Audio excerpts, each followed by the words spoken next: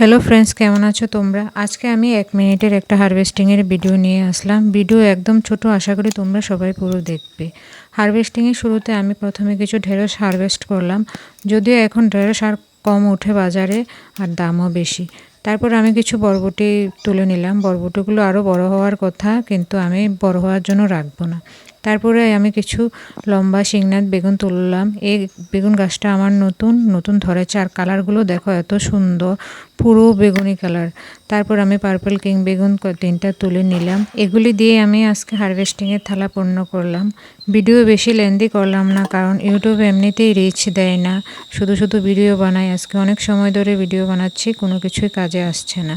শুধু সাবস্ক্রাইবারই যা হয়েছে, এর চেয়ে বাইরে আর কিছুই হচ্ছে না আজ পর্যন্ত। আর আপনাদের যদি ভিডিও ভালো লাগলে অবশ্যই একটা লাইক কমেন্ট করবেন। এই হলো আমার হারভেস্টিংয়ের থালা। এখানে আমি ঢেঁড়স, বরবটি, 2 ধরনের বেগুন তুলেছি। আর ভিডিও যদি ভালো লাগে অবশ্যই একটা লাইক করবেন, কমেন্ট করবেন। পুরো ভিডিও দেখার জন্য অসংখ্য ধন্যবাদ।